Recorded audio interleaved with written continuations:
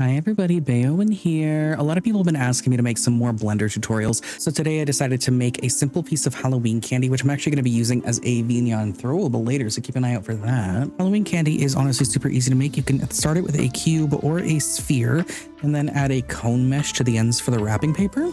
And when it comes to symmetrical objects, especially if they're symmetrical on more than one side, I highly recommend using the mirror modifier. You can use the modifier on more than just the x-axis. I used it on all three axes, so I actually only needed to work on 1/4 of the object in order to get a beautiful, perfectly symmetrical piece. And later, if you want to make the object a little bit less symmetrical, you can apply the modifiers and then tweak each of the areas themselves. Normally, I like to make 3D objects with as few meshes as possible. That way it is so much easier to rig. And as you can see, I spent way too much time trying to make the knot as part of the wrapping paper, but I ended up scrapping that idea. I tried my hardest and I ended up failing, but that's okay. You can always experiment and try, and if you mess up, that's totally okay. It just means you learned something new. If you haven't already, please download the add-ons Edge Flow and Loop tools. They're going to make your job so much easier.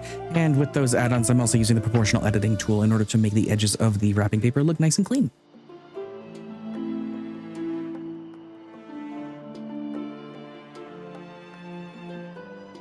This here is why I highly suggest using the mirror modifier. Otherwise, if you're autistic like me, you're going to spend way too much time trying to symmetrize things yourself before you remember that there are handy tools that are meant to help you with your workflow. Please use the mirror modifier tool. Do not be like me.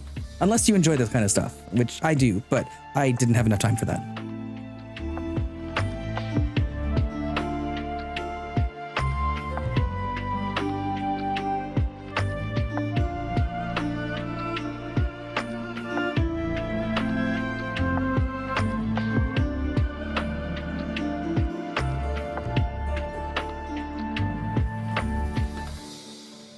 If you're following along, here's about where your weird little ball and cone is going to start looking like a candy in a wrapper.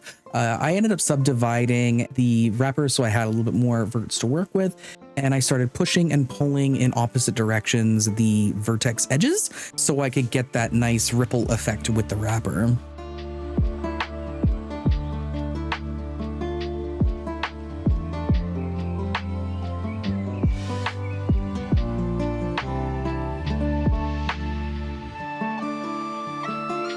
Just a little handy note, if you're new to 3D modeling, make sure you check your model from all angles. It might look good from the front, but it might look really wonky from the side. So make sure you're checking all your angles. And if you have the VRM add-on or you know how to make inverted hulls, check your line art too. You never know, something might look a little off. To give your wrapper a nice little crispy pinch, grab every other vertex right at the edge there and scale them in, and then grab the opposing vertexes one edge up and scale them in just a little bit, not too much. And you can do that every edge forward, tapering off a little bit at a time to make that wrapper look nice and crunchy. Finally, to make your wrapper look like it's been twisted and knotted, we're going to take two toruses right at the edge there and we're going to overlay them back and forth. And with your proportional editing tool, we're just going to keep pushing and pulling until you like it. Just keep going until you are happy.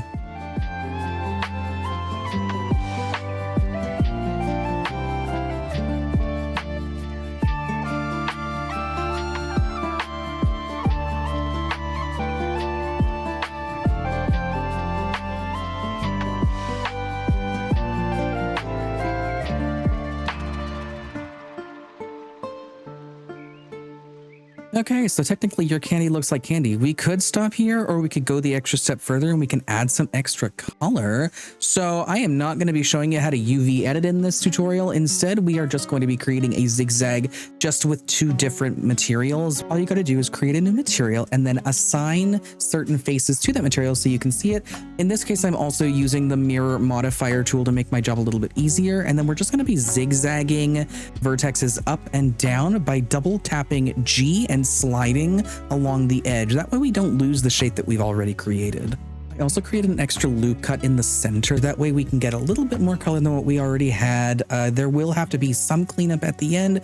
That is okay. It is super duper easy when you double tap G and use the edge slide tool. Once you're happy with how your zigzag colors look, apply the modifiers like we did before, and let's do some cleanup.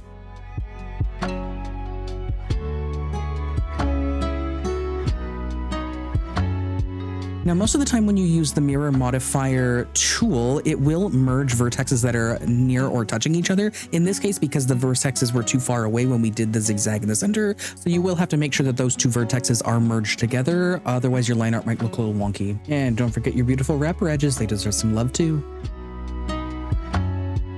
And congratulations, you have just successfully made a beautiful piece of candy that you can throw at your favorite VTuber.